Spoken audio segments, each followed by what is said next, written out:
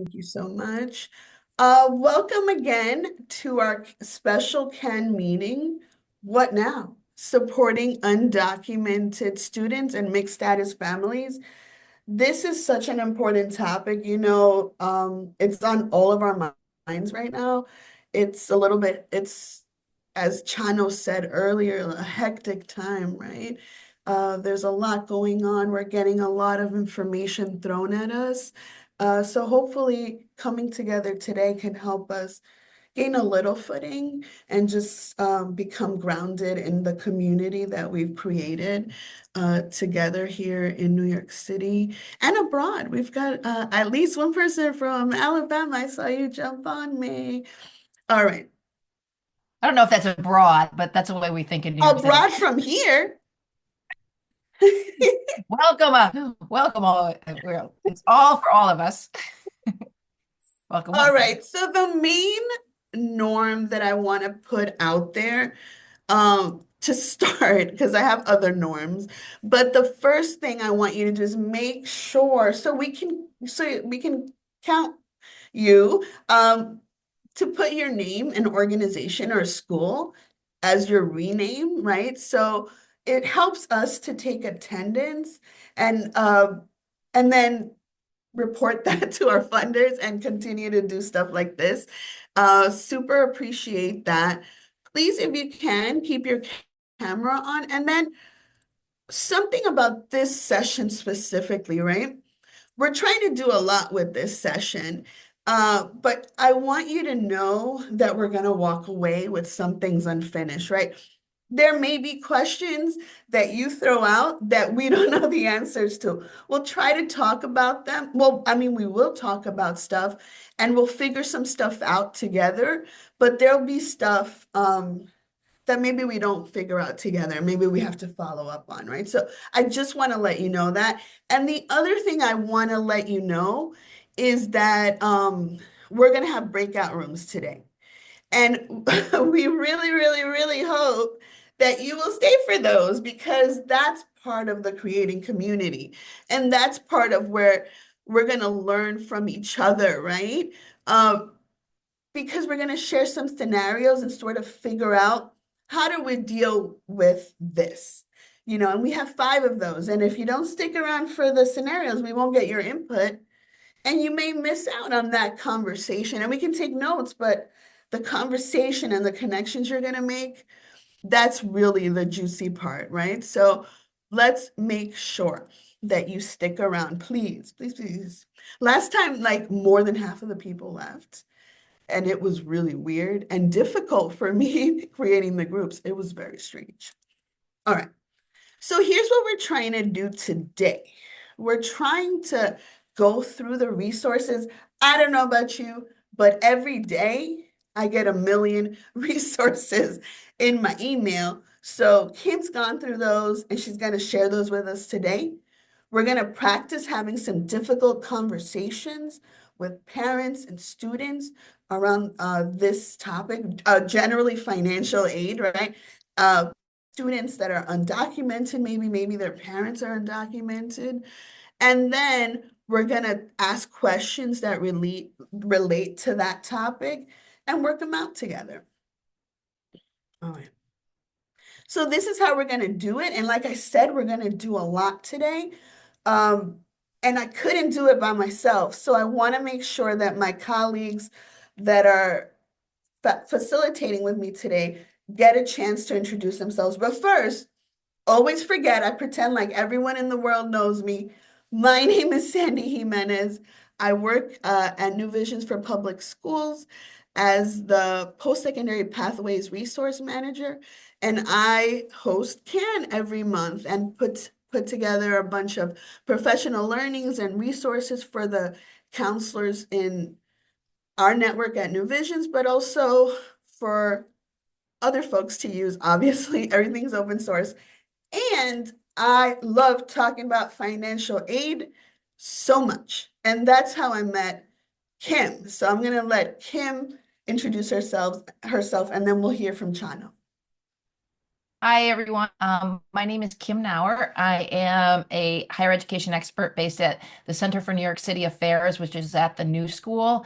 But people more know me through my work on my website, which is called understandingfafsa.org, and the guide that I publish with the help of my friends at the New York City Department of Education, a FAFSA guide that explains the entire FAFSA and financial aid process, soup to nuts, and is translated into 10 languages. I'll definitely drop that link. And once again, Norma gets all the credit for that. And I will drop that link into the chat so that you guys can check that out if you're not familiar already. My role here today and going forward is to try to provide everybody with as many resources and as much help around assisting students who are in mixed status families or undocumented students, um, both in this session, but then also the work that we do will be reflected on my website so we can all learn from it and share it nationally. So great to meet you all, if I don't know you already. And Chano, you with the finale. Thank you, Kim. Good morning, everybody. I'm Chano LeBoy. I'm the College Bound Director at Chess in the Schools. As I mentioned in previous sessions, I'm a FAFSA nerd, sometimes advocate. I'm always seeking community-based solutions in the college access community.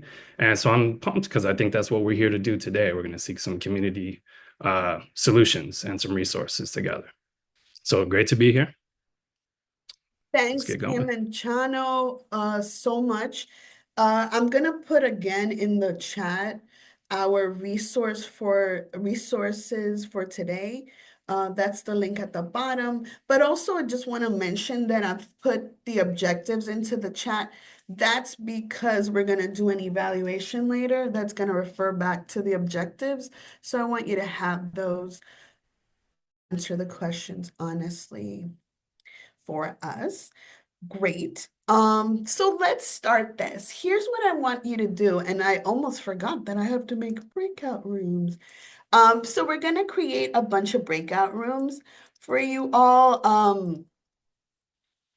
What I'm gonna have you do is be in the breakout room with 2 or 3 people, and I want you to share a story about a time that you had to ask for help. And you could talk about the details of the time you had to ask for help, but really, what I want you to think about is the person that helped you or didn't help you. I want you to talk about what was helpful or wasn't helpful about the help. So I don't know if that makes sense, right? Because we're going to collect your answers later on. So I want you to think about it. And I want it to be a short a short story, right? So you have a minute or 2 minutes to share in your little 2 or 3 group.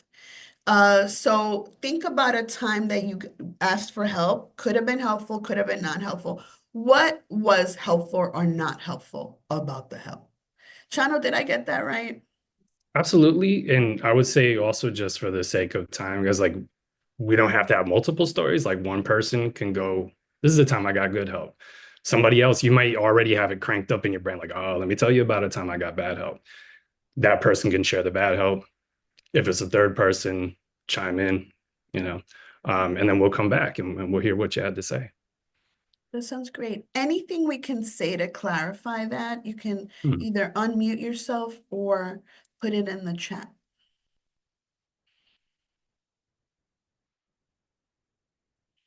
All right. Well, I'm going to go ahead and open the rooms. Hold on. I'm gonna move one person that I see.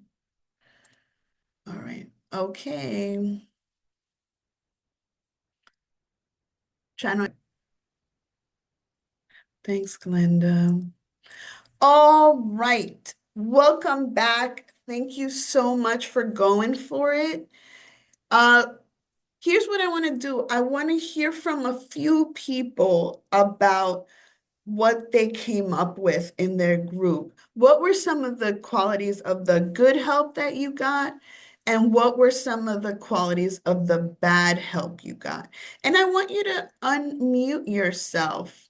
Um, So let's actually start with the bad help. Did anybody have bad help they talked about?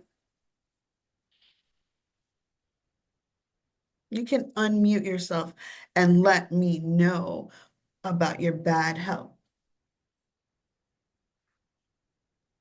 We also got a hand here. Oh, we have a hand. Hi. My name is Gabriela Diaz, and I'm from the Renaissance Charter School in Jackson Heights, Queens, New York. And one of the negative helps that I've received was during my high school years when I was applying to college. I went to a PWI high school, and so a lot of the times the college and career team did not have like the cultural background or like the cultural knowledge to be able to help me in certain situations.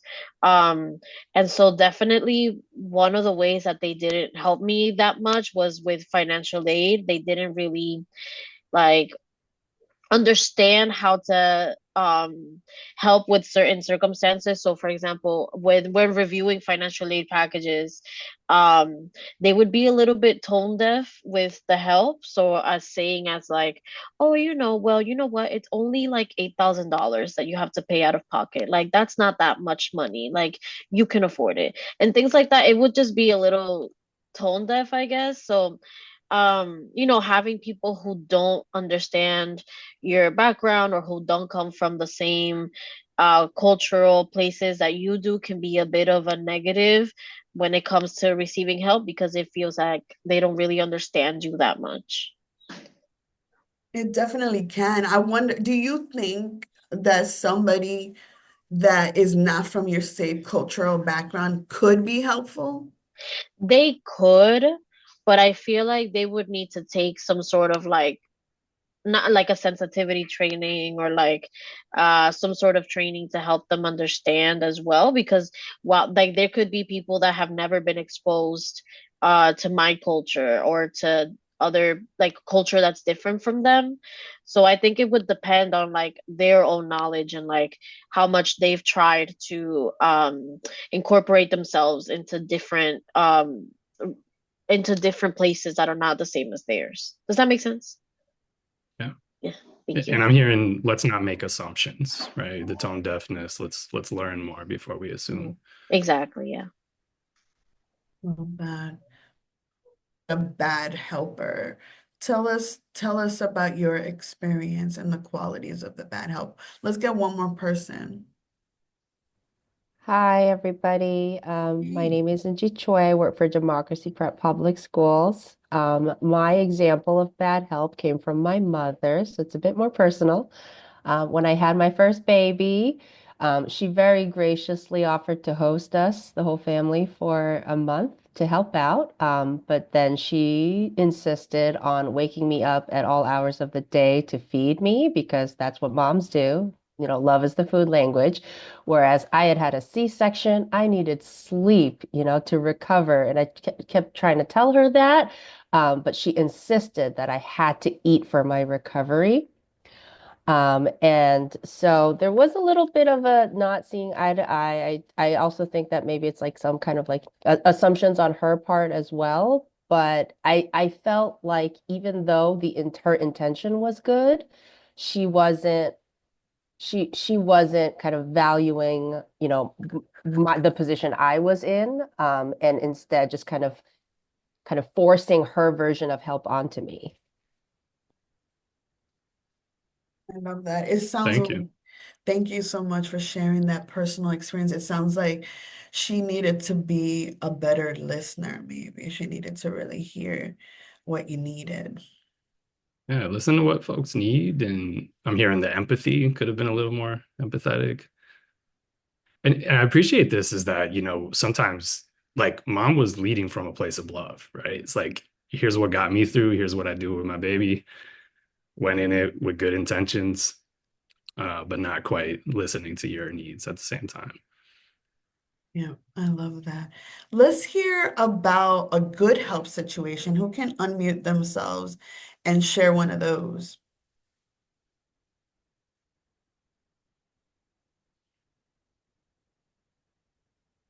I can go. Thanks. I was talking to Kim about how like people who are good at helping, kind of like what Gabriella was saying her counselor didn't do, really get to know you and like what your needs might be.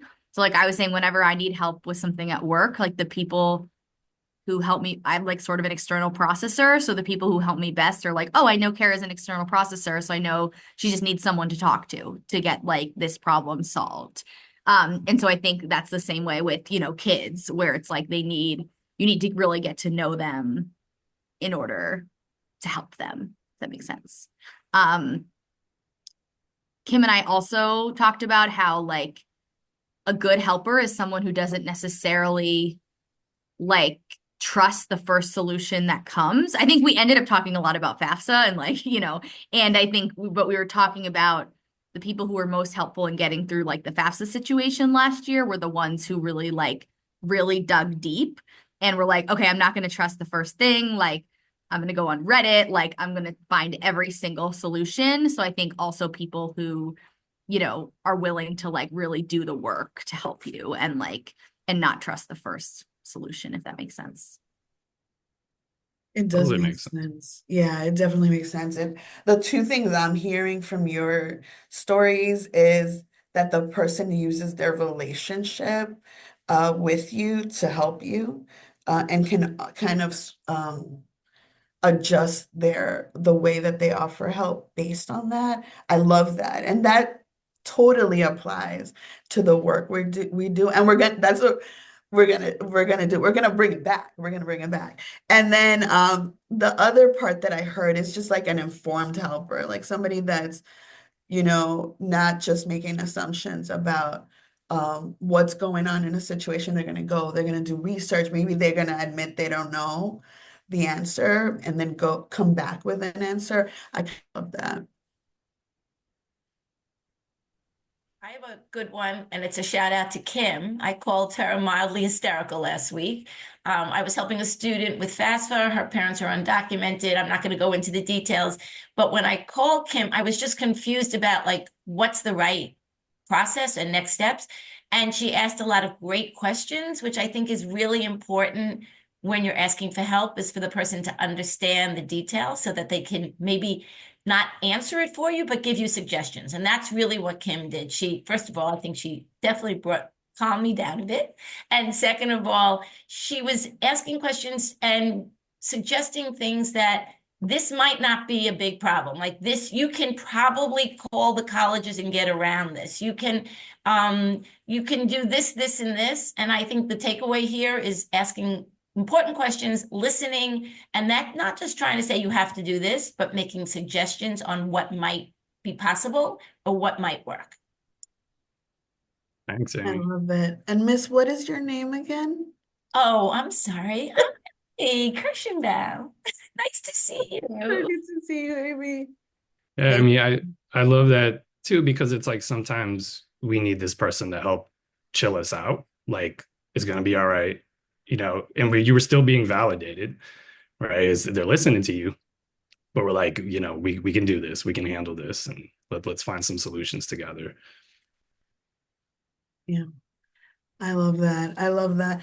I love all of these stories that we've heard, and I sort of feel like it goes to the topic we're chat about today, right, Chano? Yeah, we love this exercise, and I think sometimes, we've been trying to be good helpers for years and years, and it's good to remind us like what are the traits that keep us grounded in this. And it was something that I love from these examples is like they're kind of timeless to me. So it's like if you got this advice a couple weeks ago or a few decades ago, it still stands.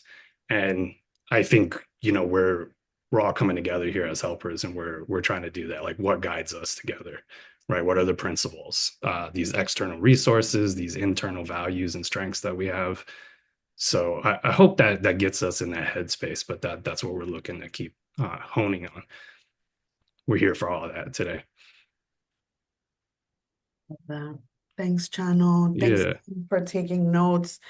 Yeah, and that the other thing I just wanted to add to what Chana just said, number one, thank you to Options at Goddard Riverside Community Center, where we borrowed this activity from. Chana and I worked there a long time together.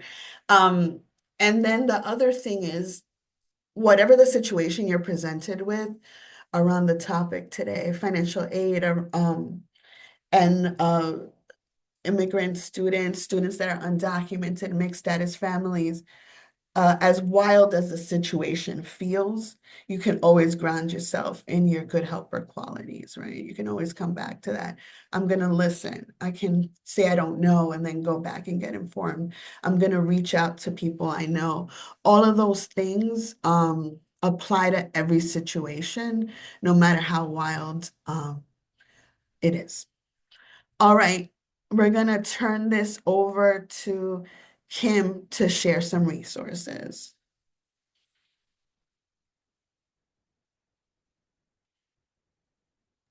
I'm muted. I just want to just say thank you, Amy. Thank you, Kara, for like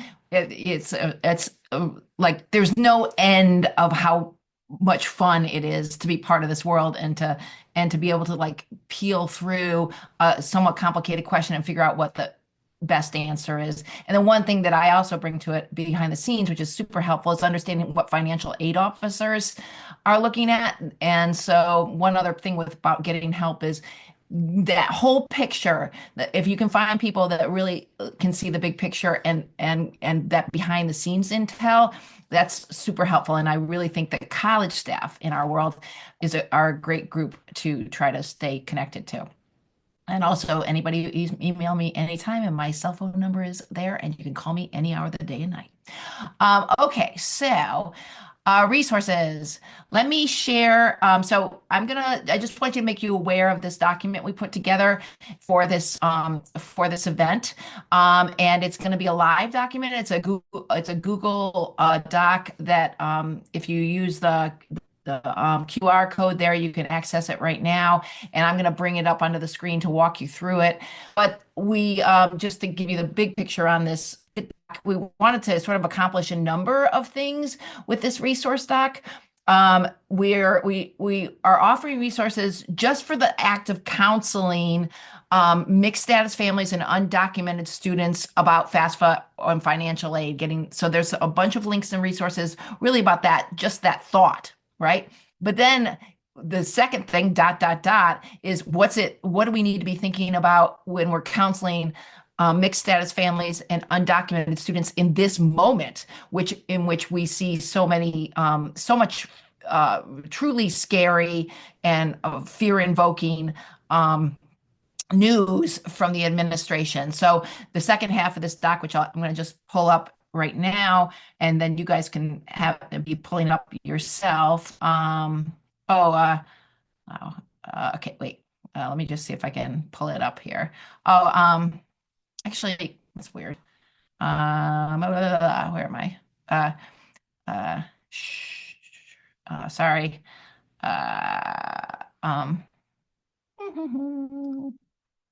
Here we go. Let me just see if this works. Okay. So that was my little thing. Here we go. Here we go. Here we go. Here's my event resources. Now, can you guys see this or no? Okay, it looks good. Okay. Zoom once again changed the software, so you have no idea what's going on. Okay, so this is if you guys, I'm hoping everybody's already pulled this all up, and you can always, as many of you I'm sure you're aware, anytime you want, this is a view only document, but anytime you want to make a copy of your own, you simply go over here and make a copy, and then you'll have it for your own Google Docs, and you can share and use it as you see needed. So real quick, what I'm walking you through, just so you can see what you're looking at. The first thing I did was I pulled together a lot of my favorite resources for that I'm finding for communicating and assisting and counseling mixed status families, which, as we all know, is a student who is a citizen, but one or both parents may be undocumented, and this can be challenging with the old FAFSA and with the current FAFSA, that it's just important to know how to do this and what all the tricks are, for if you're counseling mixed status families and getting them through the FAFSA. So a couple of things.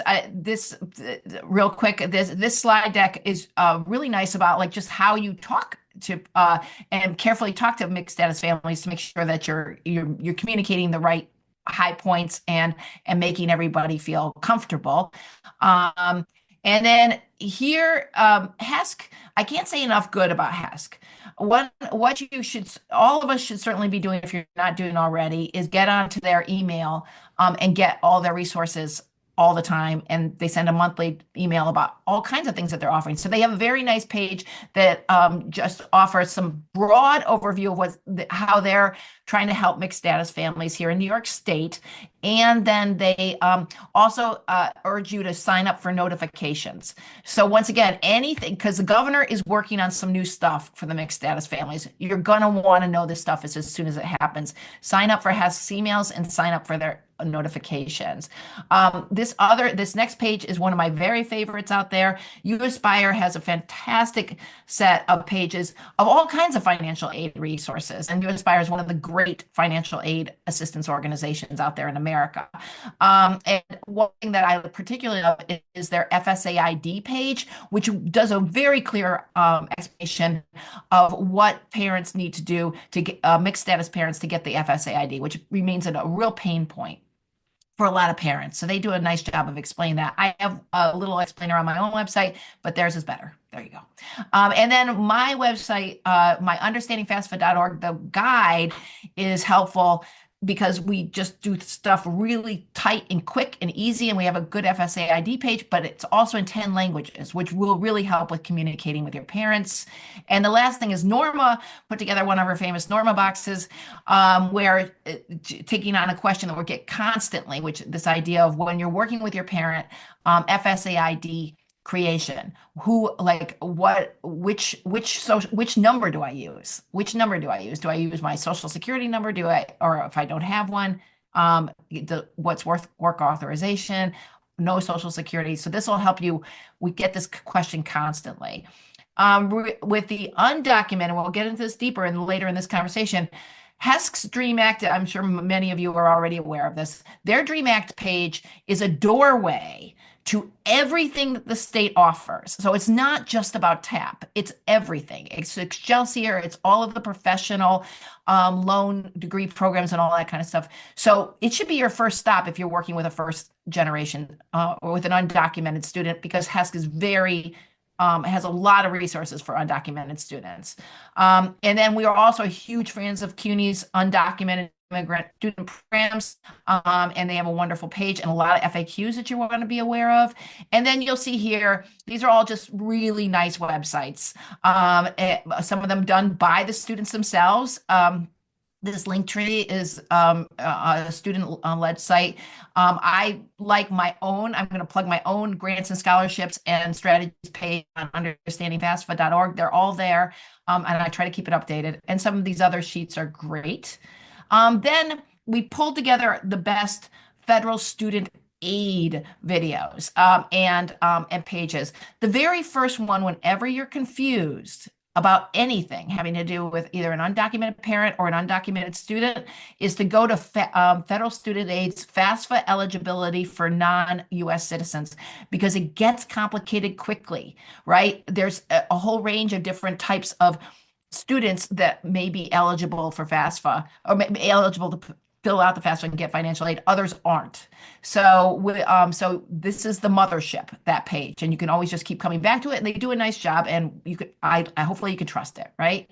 And then they do have new guidance. So once again, also important to read this page about how they're helping mixed status families now. So just stay on top of that page, and we'll let you know if there's new ones. And then these are nice videos that are family facing. And then let's get into the Trump era links. We did a big webinar, and we'll share that again in the wake of this prior to Christmas, prior to the holidays, about, well, what protections are there for mixed status families who are in who want to fill out the FAFSA, will Trump go into the FAFSA database and find those possibly those undocumented parents? We're all very concerned about that right now because Elon Musk does seem to have unfettered access to all databases. But two things. There's law, and this explains, these three links do a nice job of explaining what the law is, protecting students and protecting families about information that is in these databases. So it's good to just bring yourself up to speed on the law. And then the other thing to understand is that, and we'll talk about this more, is that we just, as a group, the entire field kind of believes this, is that if Trump really wants to go after A, B, or C parent, there's a lot, the FAFSA database is about the last database he would bother to look in. So, and Elon Musk has shown no interest in it.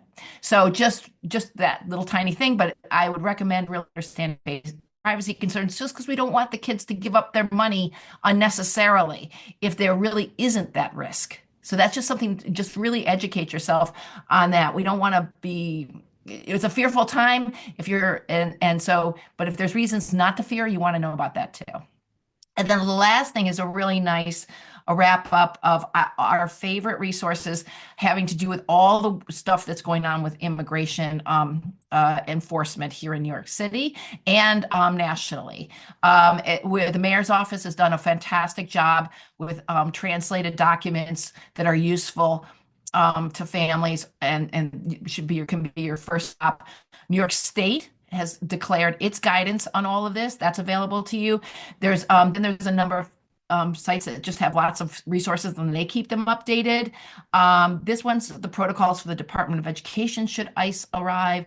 This one's protocols for the nonprofit sector should ICE arrive. And this is a lovely book, Deportation Defense Manual that's done by Make the Road New York. It's all about what you need to know, but then let's organize and let's work together to defeat this. It has a fabulous vibe to it. If you need red cards, they're here. And then here's some interesting stuff just about like some more information kind of thing, all useful. You can take a look.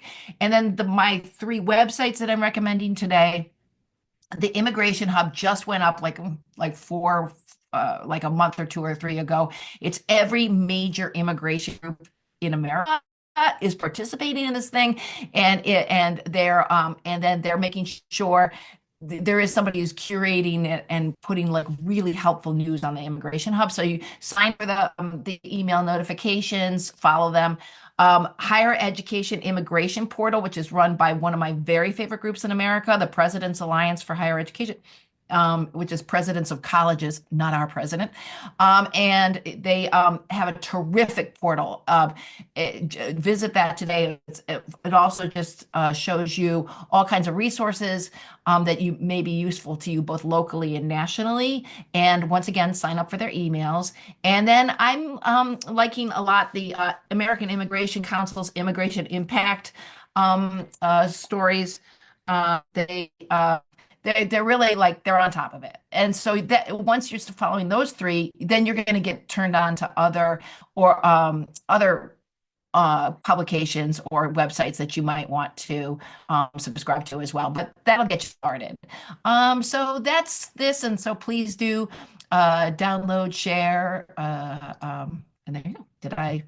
Did I do justice to that, guys? So.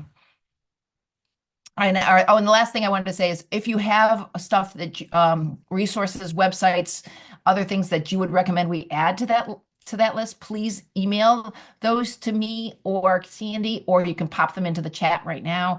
We know that we couldn't have done. We know there's probably other great stuff out there that we did not include. Oh, and Sandy, you're on mute. I know. Thank you so much for creating that. That is epic. Really appreciate it. Let me get back to my screen share. I'm on the wrong slide. No worries. So many goodies in there in the resources. Yeah. Thank you so much. Absolutely. I can't wait to go through that and really dig deep and then bookmark everything on my browser. I appreciate it. All right, and then Chano put together this slide for us to just ground us in this really important information. You want to go ahead and Yeah. present? We'll take a beat here before we get into more discussions, group discussions. Um, and so in all those resources, we have tons of stuff that breaks down statuses in greater detail. And I'm not going to do that right here. As you might have picked up in the beginning, we are not immigration attorneys. We don't even play them on TV. We do talk to our immigration attorney friends and colleagues, right? So we get a lot of this status information, and that's why we've compiled a lot of these resources. So we suggest you keep researching. But for some of the purposes of our discussions, well, we just want you to take a look at this, kind of how we break down what immigration statuses are eligible for federal aid, right? Or who should be doing FAFSA. And so I'm not going to read the whole thing, but I'll point out a couple of my favorites here.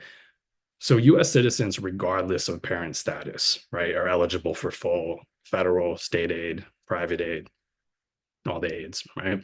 And that's kind of what brings us here, right? So even if our parents are undocumented, but we're US citizens, we've got our eligible non-citizens, right? And so these, and also just the thing about the language, this is really just ripped from financial aid applications and sites. This isn't like something that we chose for any ideological reasons or anything, but these are the terms you might be seeing on FAFSA, HESC, and it's good to look at those pages to get a better sense of all this. So our eligible non-citizens are also should be, receiving federal aid. They can get that, right? Even if they're not citizens, these are the statuses, and we typically think of them as folks who have green cards, right? So that's are they a green card holder? They're going to have an alien registration number that they use on FAFSA. So that's our one group eligible for full aid. We have our folks here in the second category who are not eligible for federal aid. So they're not really doing FAFSA, and that might be our DACA students, right? TPS, temporary protective status, and people with open immigration cases. So these folks they're not targeted for immediate deportation. I understand totally why people with these statuses might be concerned right now, right? And we're keeping a look at what's happening in the world and with immigration enforcement. But they have a protection right now from deportation. They can pursue things like TAP. They can pursue private scholarships and some stuff from colleges. And one thing that's really cool, important to point out here is when people have open cases, we encounter students who are trying to become permanent residents, right? They might have an open immigration case, but at this point, they don't have the status to receive federal aid, right? If they have an open case, they have not yet become an asylee. They have not yet become a permanent resident, right? So those folks can pursue other aid, but not the federal aid. Undocumented students, as we're talking about, sometimes it's labeled no lawful status. And so we have our resources to help them. In this state specifically, they can pursue that New York aid. So that's a great thing. And there's private sources. This is different in some other states. So we're really just speaking to New York right now. It's good to kind of do your due diligence in different states. But these are folks that, have some aid, but not the federal aid. So that's good to keep in mind. And we kind of want to just give this as a primer for y'all to look at and kind of refresh yourselves on if you're not refreshed on it. And then there's visa. There's many, many types of visas. Definitely not going to try to get into the weeds with the different types of visas, but essentially we have to think about that totally different. If someone is here as a student on a student visa, they're not really eligible for these federal government aid sources. They're sometimes considered an international student, or they might be here with a family who has visa. So that situation is really specific to their visa. And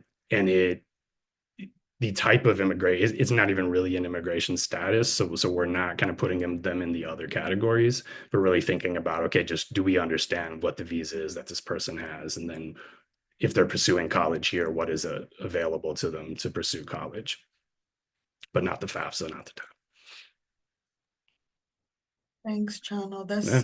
essential information. Yeah, and just anything as we're having discussions, if some of this is still questions, it'll kind of get sorted out in the wash as we're talking about scenarios and we're talking with each other. So no worries there. But we have plenty of resources to look back and at these things too. Yeah, love that. Thank you. And speaking of resources, we've got some for you to look at. We put together five scenarios for us to talk about that we think will get to some of the points that folks had questions about. As Kim mentioned, we did another CAN meeting around the holidays about this topic about mixed status families, and a number of questions remained when we did our group work. So we think these scenarios will get to some of that, and then the next section after the scenarios will get to some of that as well. So we have five scenarios. I'm going to put you guys into breakout rooms as promised, so you can discuss your assigned scenarios. The breakout rooms are named after the scenarios. Lead a student, right? So like if your assigned scenario is Aziz John, there's your room will be called Aziz John. And we have 2 rooms per student, so you'll be either Aziz John 1 or Aziz John 2, right? So like that. And you should be able to access this sheet, but I'm also gonna drop it in the chat. Here's what I want you to do when you're in your group. I want you to immediately choose a reporter, right? Sometimes it happens, it's like, can we hear from some of the groups? And everybody's like waiting for someone else to do it. So choose a reporter to tell us what you came up with. Then I want you to review your assigned scenario and decide what you would do next. Maybe you can discuss it in your group, or maybe you want to act it out, right? Like pretend you're the counselor and somebody's a student. Whatever way works best for you to get down to what you would do next, that would be great. And listen, what you would do next could mean any number of things. Don't forget your good helper traits. But so you could have something to say to the student, some advice, but you might have a referral to make or a resource from Kim's list that you would share. You might even have somebody you would call with questions. And that's a perfectly fine answer. That's how we work here in New York City and abroad, right? Like we use our community, and that's totally fine. Don't forget to take notes so you can report and then prepare to share. All right? That's what I'd like you to do. Tell me, is there anything I can clarify? Now I just have to find the breakout room. Okay. Nothing in the chat. All right. So I'm gonna go ahead and open the rooms. There should be about 3 or 4 people in each group. I see one with 2. We'll make it work, right? Here's the deal. I'm gonna give you guys 10 minutes to do this work together. Good? All right, I'm gonna open the rooms.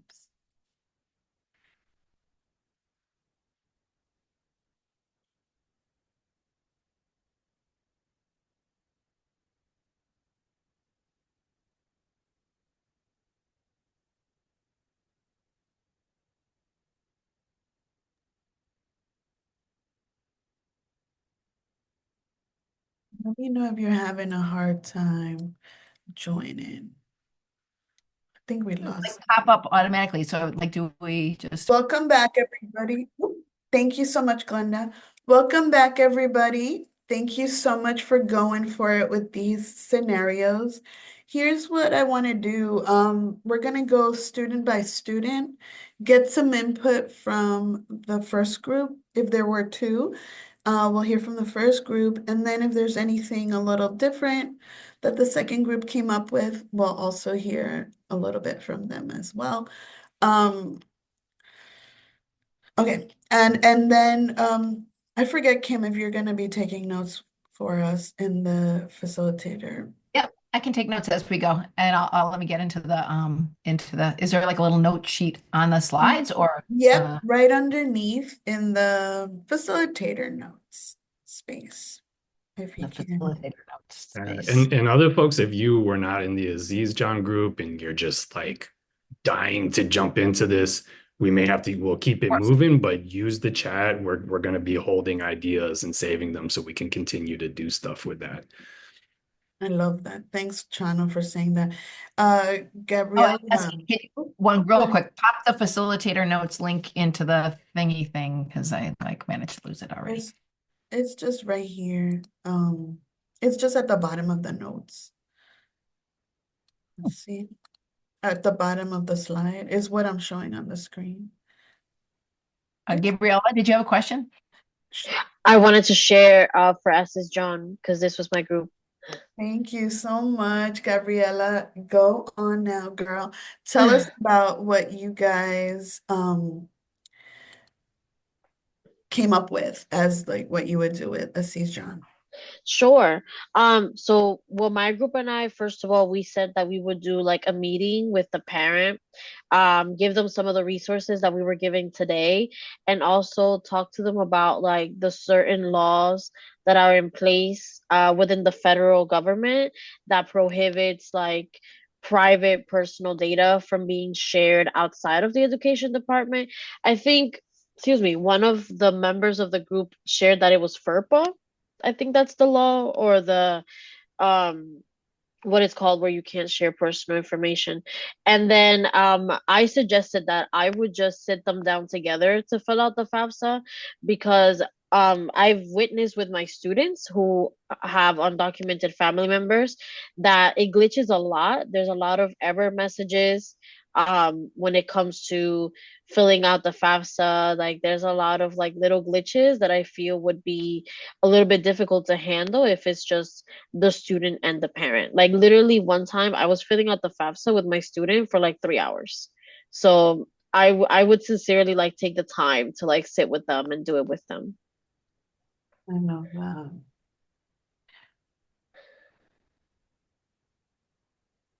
I love that. Thank you. Yeah, I love also just I want to be there to help with some of the glitches because even just the glitches on the application can discourage this family even further. And it's like, how can we be there to support whatever step we're able to support in? Mhm. Thank you so much for sharing your notes. I think this is all right on. The Assis John too. And they Do had some you stuff. do you want to add anything? The other Assis John group? Yeah, I think this was Unji, Amy. I hope I Yeah. pronounced it right. Amy, I think you got cut off when you were sharing out. I definitely agree that a conversation and a meeting with mom and the student is really important and to acknowledge I'm dealing with something similar to this and there's a translation bit of a inability on my part to speak the mom's language. Um, so really being open and supportive and hearing her and hearing the son too, I think is really what's most important here. As far as advising, I do think that at that CACNY meeting that we went to a while ago, where somebody brought up, I can't remember exactly who, also the conversation about risk versus reward, that it, maybe one of the reasons you came to United States was to give your child a better education and a better life for you. And there is a risk involved, but right now we don't have a definitive idea of what that risk is. And sometimes you have to weigh it. The opportunity to go to college and have it and be able to afford it is something that you might have always dreamed of for your child. And so talking about that, and Eugenie, you brought up a great point about a second choice school. So you should talk about that. Yeah, and if it could definitely would involve both mom and Aziz John in the conversation together and have it be a multi-way conversation as well. Um, just to try to find out if he's just entirely married to his top choice school or if there are some second choice or third choice options that might like kind of preclude the need to do a FAFSA. I personally might also ask it, first, like it doesn't say, is there a dad that we could use as the contributor for FAFSA? So I would kind of work through the parameters of FAFSA first as much as possible, then see if he might have some like options where just tap could provide enough funding for him. And I think it's a conversation. I kind of like that, the idea that you don't have to resolve it in just one sitting. Hearing people, maybe there's questions, maybe you come back with some additional information, or they come back with some additional information. It doesn't have to be just one chance to talk. Yeah, I like Yeah, and you all are like sort of you're digging into this the different resources, right? Are there different schools? Somebody saying, "Hey, can they look at TAP if FAFSA it ends up being something they really don't want to do? Can we go some other avenues?" What I would really appreciate too is everybody in this group is kind of like in both of these groups is trying to say, I don't want to push families too much, right? Like, how do I listen? How do I present? And I'm trying to myth bust, right? As Norma is saying, but we're like keeping that space of trust. Is how to, okay, maybe this was a bad day, but how do we walk through this the next time, right? And get some more information. One of the things also with situations like this, I'll just add personally, is I love to try and find friend and family allies. And so maybe there is somebody that mom would talk to in her life that says, "Hey, I kind of see it the way Aziz John does," and maybe if Aziz John knows to identify some of those folks, right, we might get some more input and trust to really figure out, more, hey, what would make mom feel safe about this? Or maybe she really, really doesn't ultimately, but getting down to somebody who she already has some more trust for. Thanks, Jen. Thank you for saying that, Chano. I just want to add one more thing, which is all the schools that we're working with, because hi everyone, Norma, Office of Student Pathways. We work with a lot of schools, and there's an ongoing conversation about supporting families early on with financial literacy and really helping, if you're helping your student who's in ninth grade get working papers and apply for SYEP, and you learn early on about the status, there's an opportunity there to start supporting that family and start building that trust early on. And that's an opportunity, right? That's an opportunity to start applying for more scholarships, being aware of all those pieces, but also, like Chano said, building that trust of I'm here for you and I'm here to help you throughout. And so that we're really helping the families understand that we're there to support them and that we're able to intervene early on and maybe even connect them with the right supports where they might be eligible for something by the time that they're seniors. Thanks, Norma. All right, let's go to Franklin. Can we hear from one of Franklin's groups to start? I can share out. I think we had a similar strategy to Aziz John, where meeting with the family, and then asking a lot of different questions to start. So like it would be very different, for example, if the parents are unmarried or separated. Like, are the parents together? Because if the parents are not together, it's less of an issue because we have mom's information. Uh, and but if they are together, we would need to connect them to resources that maybe are on the sheet that we just shared, like resources on maybe, if dad needs to get an ITIN, all of that. I think, yeah, and also trying to connect dad to resources on like legal help. If that's the case, I think Elaine, who was in our group, made a good point on like even figuring out like knowing that dad has had legal issues, he is more apt for deportation. So like creating an emergency plan if that does happen, like making sure, they have lawyers, all of that. That may be a lot for us to do, but kind of explaining that to them. What else? Yeah, I think that's basically it. But just kind of continuing to sort of provide them with the resources and have an ongoing conversation. I think that we two questions we had was one question was like if anyone in this room sort of knows if anyone can get an I-10. I think that's something that sometimes like parents just have by the time I get to students. And then another question that I would research is we were kind of wondering about Kim's point on like right now the fact that Elon Musk and Trump wouldn't be looking at FAFSA data first. And I was actually wondering just like where the source for that information was so that we can have it for students because I want it for students now almost. And I'm sure it might be on Immigration Hub or something like that. But if Kim, if you have that, that would be super helpful. I just want to actually, I want to make a couple of because this is a very important point for the whole our whole discussion.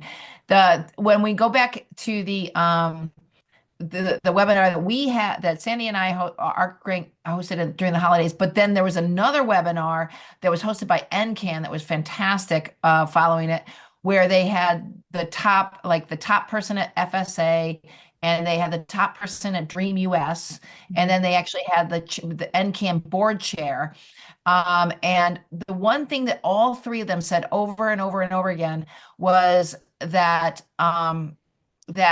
if you are known to the United States already, so you've got a case in the works, you have an ITIN number, you have a case in the criminal courts. If you're already known, this is the subtlety of this. If you are already known to the federal government, and the FAFSA doesn't add additional risk necessarily. So that was their one thing. Not to say though that would make anyone feel better if the student decided to apply for financial aid and then just completely unrelated, somebody in the family had immigration enforcement take a look at them.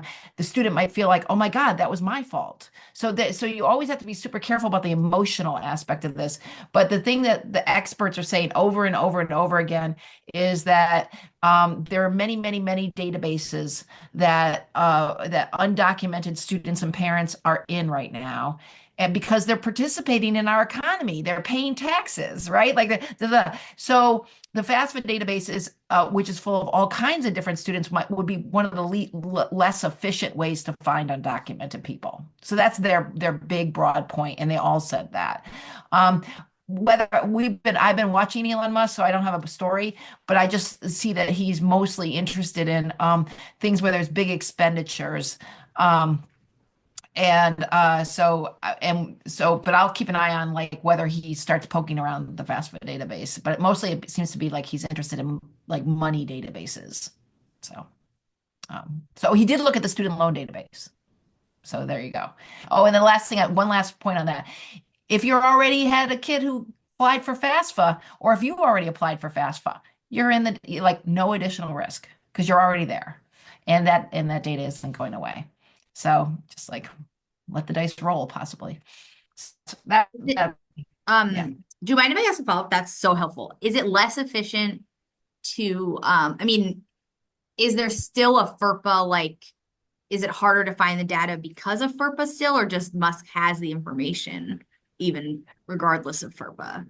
I mean, this is unbelievable what's happening in America right now. He's getting access to like stuff that's way more sensitive than FERPA data. He's going into people's tax data. So he clearly has access to anything, and it's all this. It is. But so then it just becomes a clear like, well, does he care? And the one thing that we're seeing in terms of watching Musk is that he has shown no interest in the FAFSA database, but he is interested in the student loan database. And that gives you a sense that he really just wants to see where the money is leaving, not necessarily who's applying for aid. And it's a subtle point, but anyways, all that said is the one thing that we said in our initial thing was that we believed in these privacy laws. They are strong. FERPA is strong. Well, that I don't know if we can say that any longer. So Thanks. guys, thanks so much for this. I want to see if another group had any other, spin on this scenario. And I think what's so helpful is we're keeping some of these concerns here in the chat. So we're going to take them and we're going to say, hey, a lot of people have concern about this question. We can come back to this, right? We can also provide more resources, bring this into another session. So it's not going to get lost in the sauce here. Thanks, Chano. The other Franklin group, do you have anything to add?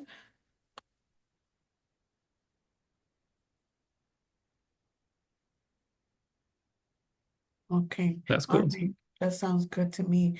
Let's go with Sabine. Let's hear from at least one of the groups with Sabine.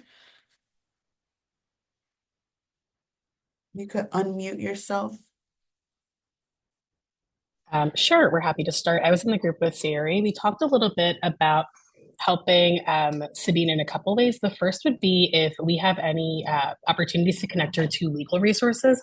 I know at my organization, at the Startup Tutorial Program, we do have a lawyer with whom we can chat. And so finding out why her uncle was detained, where he might be, his A number, trying to figure out like what's going on. Those are all sort of things that can help her family then have resources, but also that sort of sense of control from having the knowledge.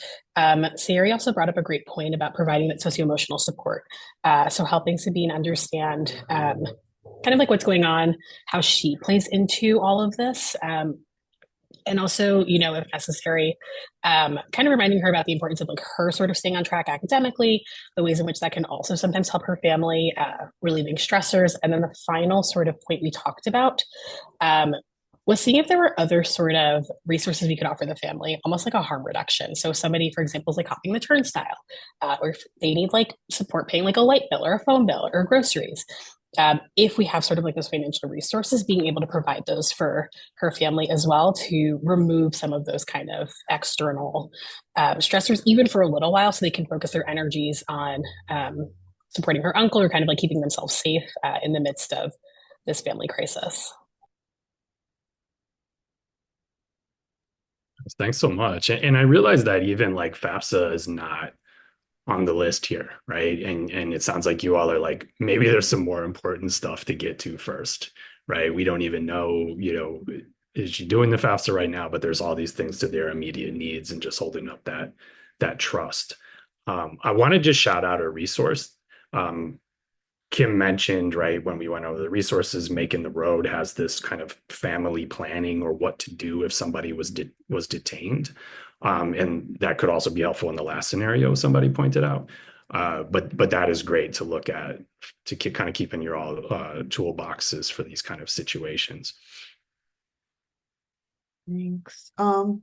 Did we have another group with Sabine that wants to share a couple of points?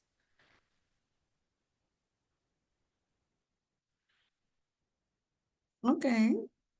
And I think, I was in that room. go I'll ahead. just do a couple of quick points because and so it was we had a high school, and I'm sure they'll chime in that we had a high school counselor and then um so Natasha was a high school counselor, and then Alicia, who runs the EAP program over in Farmingdale, so like a sort of a bit of a one-two punch. The big thing that we were talking about is there still is a lot of help available through EOP, like through other, like let's start looking at like all kinds of other kinds of sources that may be available for students who are undocumented, and just sort of just do please all try to stay focused on first helping Sabine get through this, but then also all right, just sort of bit of keeping eyes on the prize in terms of all right, like, is there places that we can seek money for you that you would feel safe? That also would be amazing for you to be connected to anyway. So that was a little part of what came up. Thanks, Kim. All right, the next two groups, students only had one group, so we'll hear from that group for Peterson.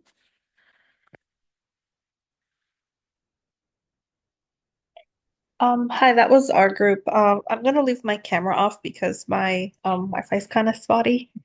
Um, so we were talking about how if the student doesn't have the the green card yet, we were wondering if the student did have like a social security number or actually had like the green card number, because I know when you're in a case like this, if you're approved but you don't have the physical card yet, you have the actual number that you could use.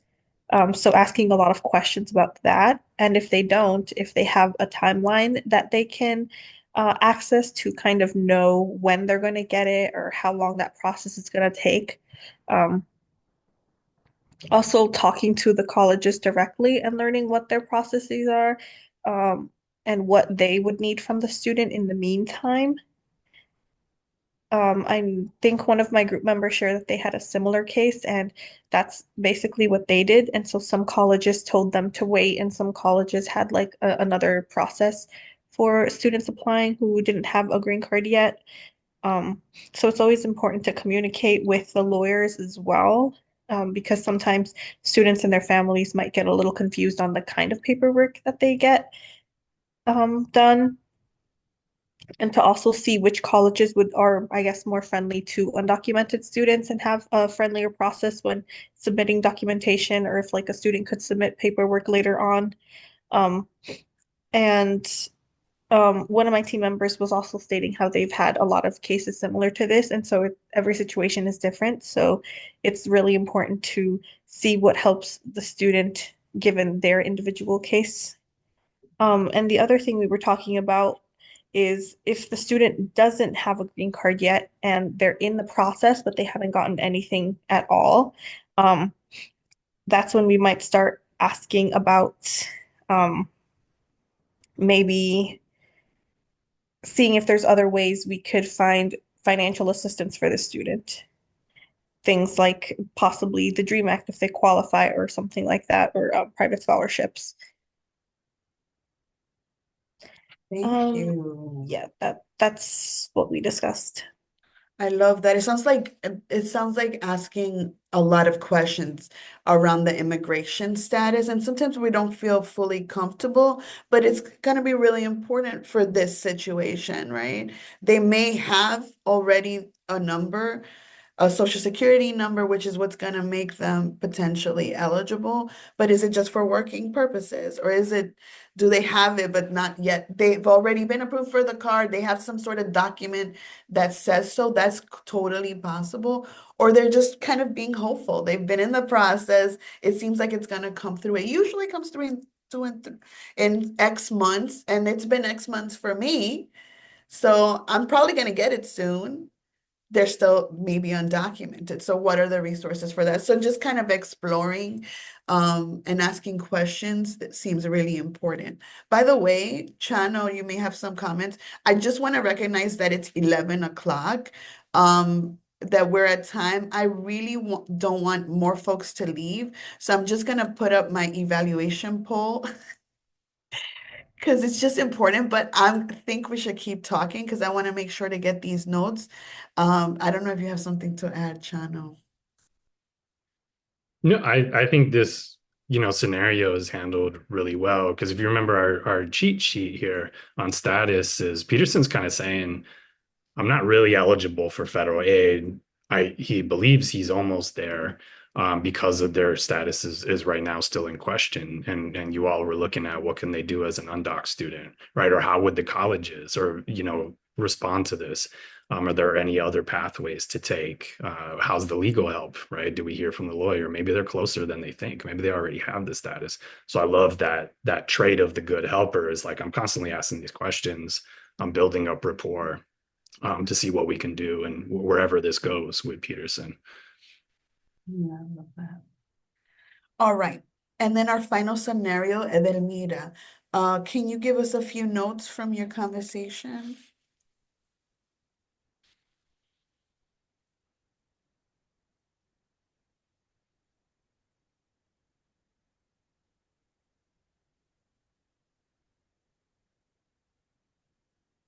Anybody left from that group? So let's give it a second. If not, I Thank spoke to you. one person about Thanks. the group, about the scenario.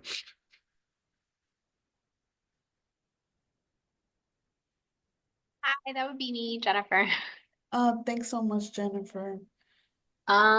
So when I was talking to Chano, we were talking about, addressing the student, giving them some time to compose themselves since they were crying, asking what their specific worries and concerns were. And then I suggested viewing the FSA website, specifically the eligibility page where it talks about the student's different statuses. So I guess it could be kind of, misinterpreted of what her status is, but she can see, in writing on the website of who is eligible for federal student aid and ask her, does she see her status listed there? And then kind of go from there and explaining to her that, yes, there's a lot of talk about changes to birthright citizenship in the media, but legally nothing has been changed. If she is a citizen, that is her legal status. And then, kind of exploring her concerns further, if there's any other questions or other things that she's unsure about.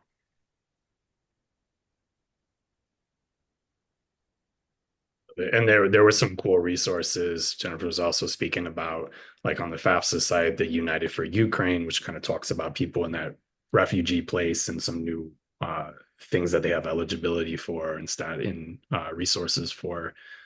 So there's just a lot of good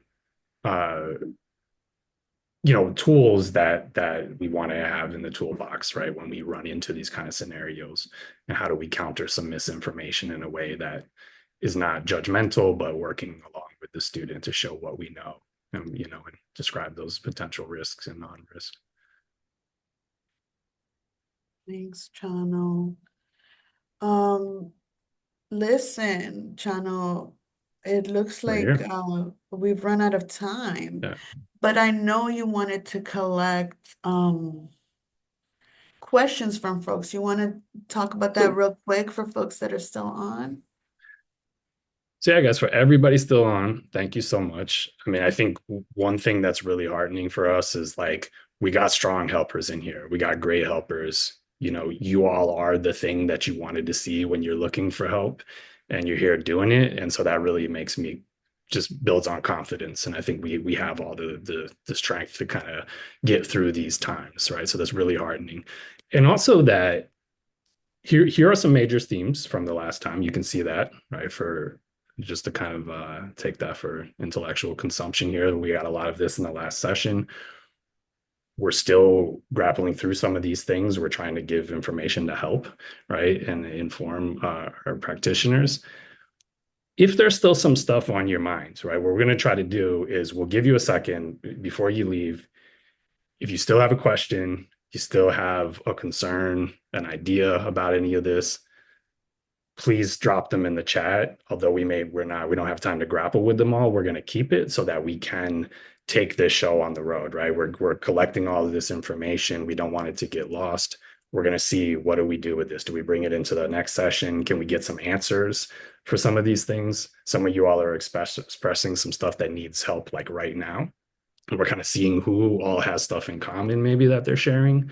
So really ask if there's lingering questions, thoughts, pop them in the chat before you leave. Let us save them. Let us stay in communication with y'all. Thanks, Chano. All right, so keep putting those in the chat. We'll definitely save them. And we'll see what we do with it. Come up with something else. For real, thank you for real. I mean this from the bottom. I don't know why it was like super conversational. Anyway, thank you so much for joining us and for sticking around for for a few extra minutes. This felt really great to me. I felt like we generated a lot of things. I hope you noticed we were typing some notes into the slide deck for you to take with you as another resource as you work through the situations that keep coming up in our environment. But also you can reach back out. You have my email as on the invite that you received for this meeting. So feel free to reach out with new things that are coming up for you. And maybe we can have another meeting or 2 meetings or 3 meetings, whatever ends up working, because we are truly here to support each other. In the recording, and I see some questions like, yes, they're trying to get tapped for mixed status families. There's a big push for that, but we're going to keep clocking what happens with New York State on that. But this is so great because we can keep some of these and see what concerns are on people's minds and keep you all updated with whatever we get.